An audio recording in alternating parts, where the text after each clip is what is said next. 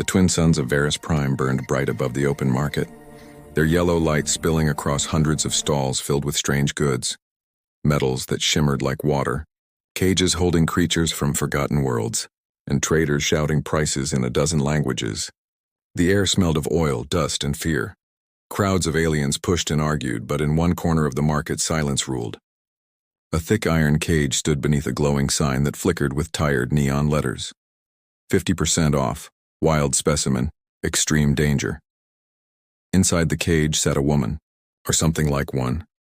Her skin shimmered faintly, a mix of silver and pale violet. Her eyes glowed in the dim light like dying stars, and metallic bands circled her wrists and ankles. Her long dark hair hung over her face, hiding her expression. But the crowd didn't need to see her eyes to feel the danger. Every being that walked by took one look and then stepped back. No one wanted her. Not even at half price. The auctioneer, a short, fat alien with 4 arms and yellow teeth, shouted over the crowd. "Come on, people.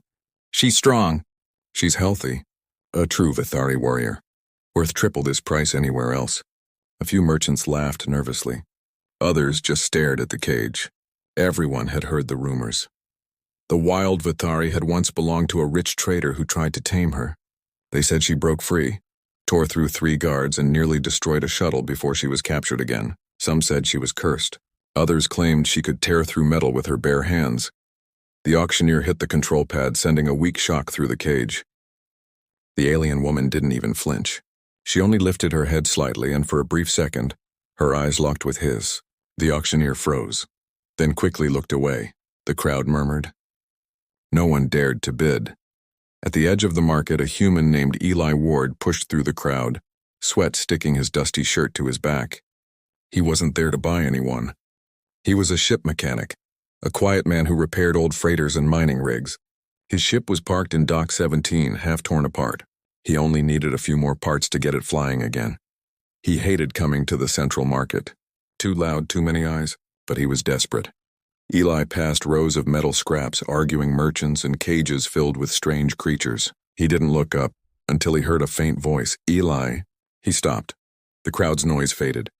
He turned slowly toward the sound, his heart thudding once in his chest. The voice came from the dark corner where the 50% off sign flickered. The cage. Inside, the alien woman was staring directly at him. Her lips didn't move, but he heard it again, inside his mind. Eli Ward. He froze. No one here knew his full name. He had never met a Vithari before. He didn't even know how she could speak to him. He took a hesitant step forward. How do you know me?" he asked quietly. The crowd parted as people turned to watch. The auctioneer, sensing attention, grinned wide. Finally. A human brave enough to come close." Eli ignored him. His eyes stayed on the alien woman. She tilted her head slightly, her glowing eyes unreadable. "You fixed the signal tower, on Oren Belt," she whispered. This time aloud, her voice hoarse, trembling like someone who hadn't spoken in weeks. Eli frowned. That tower had been a repair job months ago. He had gone there alone, or so he thought. "How could you know that?" he whispered. She didn't answer. She just lowered her head again, her hair hiding her face. The auctioneer banged the control pad. "Let's start the bid." "Half price." "That's a steal for a Vithari warrior." "Who will start at 500 credits?" No one spoke. 300? He shouted.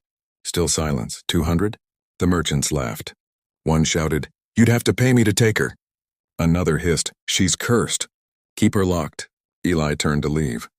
He didn't need trouble. But then, the alien whispered again, "Please." It wasn't in his mind this time. The word was soft, broken, filled with something he hadn't expected. Fear. He looked back. Her hands were trembling slightly, and for the first time he saw the metal scars around her wrists. Signs of old chains. 50% off, shouted the auctioneer, desperate now. 100 credits. Come on, this is charity. The crowd began to drift away. The alien lowered her head again, her faint glow dimming. Eli's stomach twisted. He didn't understand what was happening. Every instinct told him to walk away.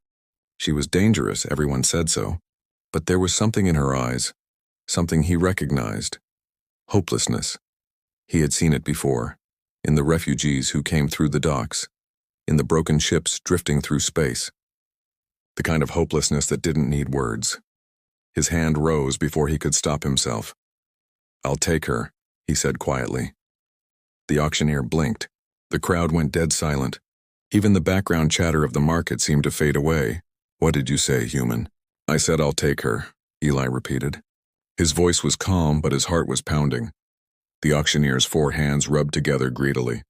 Excellent choice. Excellent. A bold man indeed. 100 credits. He turned to the crowd, grinning. See, folks?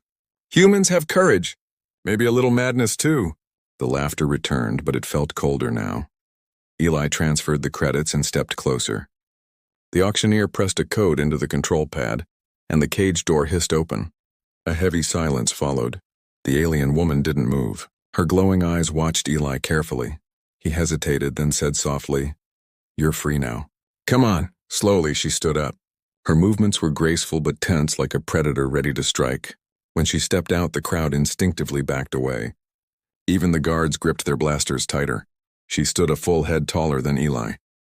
Up close, he saw that her silver skin wasn't smooth. It shimmered like armor beneath the surface, faintly alive. Name, he asked quietly. She looked at him, uncertain. Then in a voice rough from silence, she said, Rain. All right, Rain, Eli said. Let's get you out of here. As they left the market, Eli could feel eyes following them. Traders whispered behind their hands. Some laughed. Others muttered warnings. But one figure, a tall, dark-suited alien with a metal implant over his jaw, watched in silence. He tapped a communicator and said softly, The human bought her. Track them. Outside the air was cooler. The suns were setting, painting the sky in orange and purple. Rain walked a few steps behind Eli, her head low, her wrists still marked from the cuffs. She said nothing. Eli tried to keep his tone calm. You really know me? After a long pause, she nodded. I remember your voice. You fixed a beacon that saved my unit. Long ago, before. Her voice broke. Before what? He asked gently. Before they sold me. Eli didn't know what to say. He had seen slavery before. Aliens traded like tools, lives bought and sold for credits. But something about her words hit deeper. She wasn't just a soldier. She was someone who had lost everything. As they reached Dock 17, his small ship, an old freighter named the Solace, waited under dim hangar lights. Eli opened the ramp. It's not much, but it's safe, he said. Rain stepped inside slowly, looking around with cautious eyes. Everything was strange to her. The metal walls, the hum of old engines, the faint smell of oil. She turned to him and asked softly, Why did you buy me? Eli paused. He didn't have a clear answer. He just said, Because no one else would. She looked at him for a long time. Not with gratitude, not yet, but with something else. Curiosity. Confusion. Humans. She whispered, almost to herself. Always breaking the rules. Eli smiled faintly. Sometimes the rules need breaking. As the ship doors closed far above the hangar, a red light blinked on a drone camera. Someone was watching. Someone who didn't want Rain to leave this planet alive. And in that silent moment, as the Solace prepared for takeoff, Rain looked out the window and whispered a word in her own language, a word that meant freedom. But freedom, as she would soon learn, always comes with a price. The ship Solace floated quietly in the black sky, leaving behind the noisy market world of Varus Prime. The stars outside the window looked cold and endless, like tiny fires that never went out. Eli Ward sat in the pilot's seat, eyes focused on the control screen. Beside him, the alien woman, Ryan, sat silently, her glowing eyes watching the stars. Neither of them spoke for a long time. The hum of the engines was the only sound. Finally, Eli said, You can rest in the back if you want. There's a bunk, clean sheets, food too. Rain didn't move. I don't eat your food, she said flatly. Eli smiled a little. Fair. But if you get hungry, it's there. She looked at him, studying his face like she was trying to find something. Then she turned away and whispered, Why didn't you leave me there? He shrugged. Didn't feel right. Humans don't buy what they can't control. I didn't buy you, Eli said gently. I freed you. Rand's eyes narrowed slightly. Freedom is a word. Nothing more, he didn't answer. He knew words wouldn't be enough to change her mind. For the next few days, silence filled the ship. Rain stayed mostly in the cargo bay, sitting near the window staring at the stars. Sometimes Eli found her touching the walls like she was memorizing the metal surface.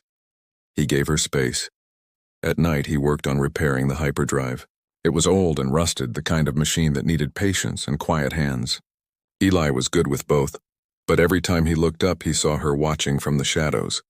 Always silent, always alert. One night, while he was checking a circuit panel, a soft voice came from behind him. "You trust machines more than people." He turned, startled. Rain stood there, her silver skin glowing faintly in the dim light. "Machines don't lie," he said, half smiling. "People do." Rain tilted her head. "So you expect me to lie?" "I don't expect anything from you," Eli said calmly. "You've been through enough." Her expression softened for just a second before turning cold again. "You think you understand me.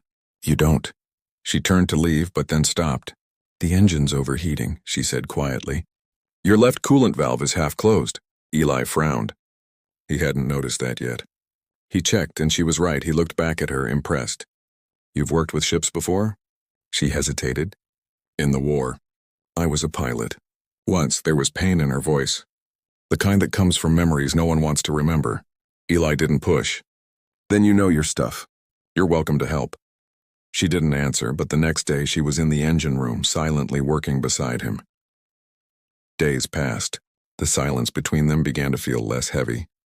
They didn't talk much, but when they did, it was easier now. Rain learned quickly how to use the tools, how to read the ship's systems. She didn't smile, not once, but sometimes Eli caught a flicker of curiosity in her eyes. She also started eating, quietly when she thought he wasn't looking. One evening, as they floated through the edge of a nebula, the lights flickered. A faint beep echoed from the radar console. Eli frowned and leaned forward. "That's odd." "What is it?" Rain asked. "Something's pinging our ship. A signal, short range. Who?" He checked the frequency. It was scrambled, unreadable. "I don't know.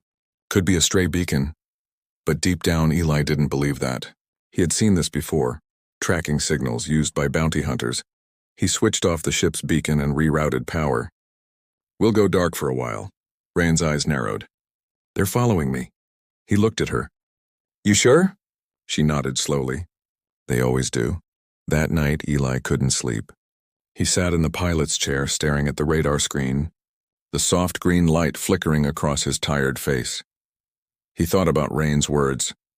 They always do. What kind of life had she lived, hunted, sold, and treated like a thing? He didn't understand her pain, but he could see it. Suddenly, a shadow moved near the door. He turned quickly. Rain stood there, quiet as a ghost. "You're not sleeping," she said. "Could say the same about you."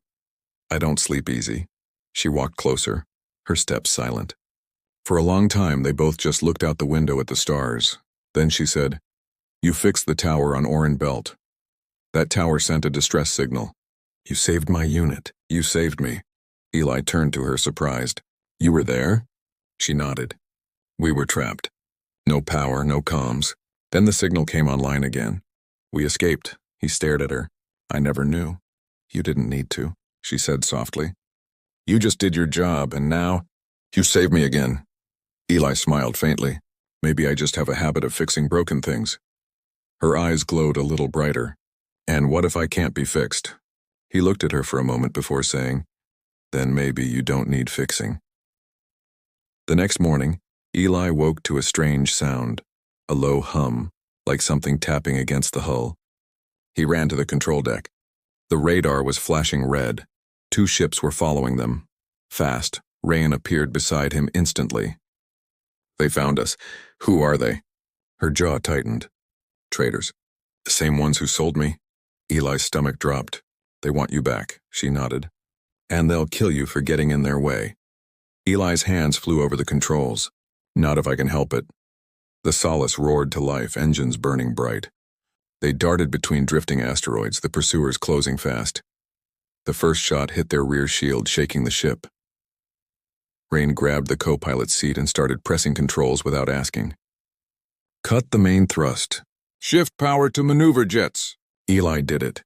The ship spun sharply, dodging another blast. "You've done this before," he said through gritted teeth. Her voice was calm now, focused, fierce. "I told you. I was a pilot. For 10 minutes, the chase continued. Laser fire flashed past their windows. The Solace twisted through the asteroid field, metal grinding, alarms screaming. Rain's hands moved quickly, controlling power and navigation with perfect precision. For the first time, Eli saw what she really was: strong, trained, alive.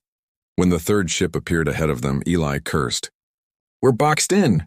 Rayan's glowing eyes narrowed. "Not yet." She slammed a control switch, rerouting power. "Hold on." The Solace dove straight toward a massive asteroid. The attackers followed, thinking they were desperate. At the last second, Rayan hit the reverse thrusters and turned the ship 90 degrees. The hunters shot forward and smashed into the asteroid wall. The explosion lit the darkness like a small sun. Eli let out a shaky laugh. "Remind me never to doubt you again?" Rain leaned back in her seat, breathing hard. "You already did," he grinned. "Fair point." When the danger finally passed, silence filled the cabin again. But it wasn't the same silence as before. It was heavier, deeper, filled with something unspoken. Eli turned to her. "They'll keep coming, won't they?" "Yes," she said quietly. "The traitors don't forget. To them, I'm property." "You're not property," he said firmly. She looked at him. "Then what am I?" He opened his mouth, but before he could answer, the ship lights flickered. The engines coughed and died. Eli checked the system. "Damage from the chase. We've lost the stabilizer coil. We need to land." Rain pointed to a nearby planet on the scanner, a small green world covered in forests and lakes. "There, we can hide." "All right," Eli said. "Hang on." The Solace entered the atmosphere, shaking violently before landing hard in a quiet valley surrounded by trees. Smoke rose from the rear engines. Rain stepped out first. The air smelled fresh, the ground soft beneath her feet. For the first time in years, she felt the wind on her face. Eli followed, coughing from the smoke. "We'll be stuck here for a few days," he said. "I need time to fix the coil." Rain didn't answer. She was staring at the sky. "What's wrong?" he asked. "I haven't seen a free sky in a long time," she said softly. "No cages.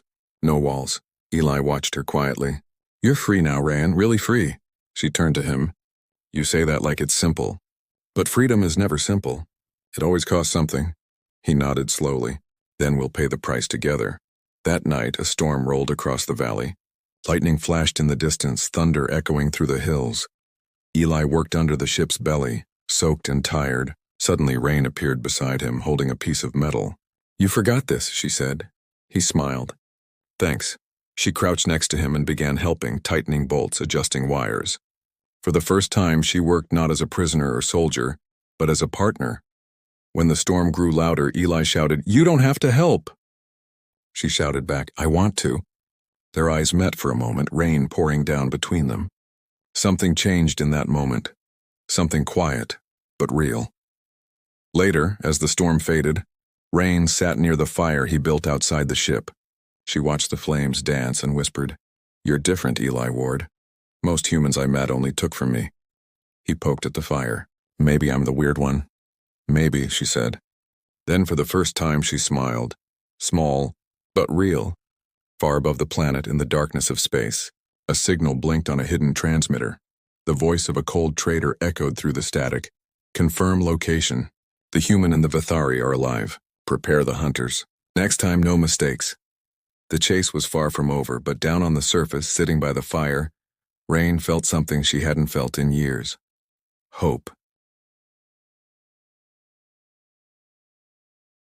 Morning light spilled across the valley, warm and golden after the long stormy night. The Solace stood half buried in mud, smoke still rising from the back engines. Eli Ward was already awake, tools scattered around him. Rain stood on a nearby rock, scanning the horizon. Her sharp eyes caught every movement, every sound. The forest was peaceful, too peaceful. "How long until we can fly again?" she asked. Eli wiped grease from his hands. "If I can find the right wire for the stabilizer coil, maybe a day. If not, we're stuck for a while." She nodded silently, her gaze drifting to the sky. Still worried, Eli asked. Rain didn't look at him. "They won't stop, Eli, the traitors. They'll come for me again," he sighed. "Then we'll be ready this time." She turned to him. "You should leave me here. They want me, not you." Eli met her eyes. "That's not happening. I don't leave people behind." Something flickered in her expression, part anger, part fear, part gratitude. "You're a fool." she said softly. Maybe, he replied. But I'm your fool. For the first time, she laughed. It was short, almost surprised. A sound she didn't remember making in years. By noon, they were working side by side again. Eli under the ship, Rain gathering tools, testing systems, doing small fixes he taught her. She was learning fast and maybe too fast. At one point, she stopped and said, "You humans, you keep repairing things that should be left broken." Eli smiled. "It's what we do best."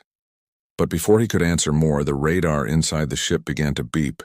A sharp, steady alarm. Rain's head snapped up. They found us. Eli ran to the control panel, his heart pounding. 3 ships closing in fast from orbit. Bounty ships, Rain said, her voice hard. The same kind who sold me. Eli slammed his hand on the console. We can't take off yet. The coil isn't ready. Then we fight, she said. They grabbed what little they had but a pulse rifle from Eli's old supplies. A few grenades and Rain's own strength. They took position near the ship, hidden behind trees and rocks. Minutes later, the sky above them flared with light. 3 dark ships cut through the clouds like blades. They landed hard in the mud, sending waves of steam through the forest. Figures stepped out, armored traders, tall and cruel-looking, their helmets glowing red. The leader, a pale alien with black armor and metal implants on his jaw, raised his gun. "Rain of Vethar," he shouted. "You belong to us. Surrender and maybe we'll let the human live." Eli whispered, "They really don't like you." Rain smirked. "The feeling is mutual." Without another word, she leapt from cover. She moved like lightning, and strong, fast, silent. Her silver skin shimmered as she hit the nearest soldier, throwing him into a tree. Another raised his gun, but Eli fired first. The shot hit his armor, knocking him down. The air filled with chaos, lasers, smoke, shouts. Rain dodged and attacked, every move sharp and deadly. For the first time, Eli saw the soldier she once was, the wild one.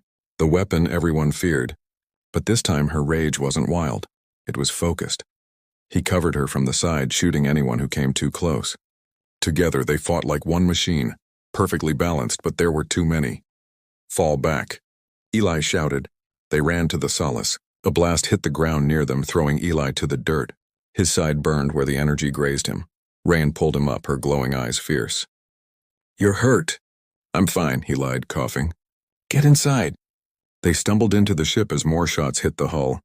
Rain slammed the door shut and locked it. The noise outside grew louder, footsteps, metal scraping. They were surrounding the ship. Eli leaned against the wall, breathing hard. "We can't hold them off forever." Rain's jaw tightened. "Then we make sure they don't leave alive." She turned to the engine room and began tearing wires, connecting power manually. "What are you doing?" Eli shouted. "Overloading the plasma core," she said. "It will blow if they try to enter. That'll kill us too." She looked at him calm. "Maybe that's the only way." "No." Eli grabbed her arm. "We find another way. I didn't free you just to watch you die." For a moment her eyes softened. "Why, Eli? Why risk yourself for me?" He looked at her, pain and determination in his eyes. "Because someone has to. Because you deserve more than chains and fear." She stared at him for a long time. Then she nodded slowly. "All right. Then let's fight together." The door shuddered. The attackers were cutting through the hull. Sparks flew. Eli ran to the controls. "I can power the shields for 5 minutes. That's all we've got." Rain stood beside him, holding the rifle. 5 minutes is enough." The door burst open. The first soldier stepped through, and Rain fired. The next minutes felt like hours. The ship became a storm of light and fire. Smoke filled the halls. Rain fought with the strength of 10, every movement graceful and deadly. Eli fired beside her until his rifle overheated. Then he picked up a fallen blaster and kept going. The leader stormed in last, shouting, "You think you can defy us, human?" Eli pointed his gun at him. "Seems like it," the leader smirked. "She's property. You can't save her. She'll destroy you like she did everyone else." Rain stepped forward, her voice cold. "I destroyed those who tried to own me." The leader aimed his weapon, but Rain was faster. She grabbed him by the neck and slammed him into the wall. Sparks flew as his helmet cracked. He struggled, gasping. "You're just a weapon." "No," she said quietly. "I'm free." With one swift motion, she threw him aside. His weapon hit the floor and slid to Eli's feet. Eli picked it up and fired. The leader fell unmoving. When the last echo of battle faded, silence filled the ship again. Smoke curled through the air, glowing in the dim emergency lights. Rain looked around. Bodies, broken metal, fire flickering along the walls. She turned to Eli. "You're bleeding." He laughed weakly. "You should see the other guys." She helped him sit down. Her hands, though strong, were gentle. "You saved me again," she whispered. He smiled faintly. "No, Rain, you saved yourself." She looked at him, eyes bright but soft now. "You humans. You keep doing the impossible," he shrugged. "It's what we do best." Hours later, after patching the ship and burying the bodies far from the crash site, Eli finally managed to fix the stabilizer coil. The Solace was alive again. As the engines hummed, Rain stood beside him at the controls. The forest below looked peaceful again, untouched, as if the battle never happened. "Where will we go?" she asked. "Anywhere," Eli said. "Someplace quiet, somewhere no one owns anyone." She smiled slightly. "That place doesn't exist." "Then we'll make it." She looked at him for a long time, then nodded. Together. The Solace lifted off the ground, climbing through the clouds into the open stars. As the planet shrank behind them, Rayan reached out and touched the control panel. Softly. Reverently. "You know," she said, "the humans in the markets used to say you were weak, soft-hearted, foolish." Eli chuckled. "They're probably right." "No," she said quietly. "They were wrong. Compassion isn't weakness. It's power. The kind they'll never understand." He looked at her, smiling. "Guess we'll have to show them." The stars stretched before them, endless and bright. Far away on another world, news began to spread. A rumor whispered through the colonies, through the black markets and trade stations. A human had bought a Vithari warrior. Not to use her, not to sell her, but to save her. They said she fought beside him. That they destroyed a bounty crew. That they vanished into the stars together. Some called it madness. Others called it hope. But for Rain, sitting in the quiet of the Solace, watching the stars pass by, it wasn't a story. It was freedom, hard, painful, but real. She turned to Eli and asked softly, "If you hadn't raised your hand that day, what would have happened to me?" Eli thought for a moment. "You'd still be in that cage, waiting." She nodded slowly. "Then maybe one hand really can change everything." Eli smiled. "Yeah, maybe it can." The stars outside glimmered like scattered diamonds. The ship drifted onward, a mechanic and a warrior, human and alien, bound not by chains but by choice. And somewhere deep in the void, the universe seemed to whisper back the truth they had both learned the hard way. Kindness is the most dangerous power of all.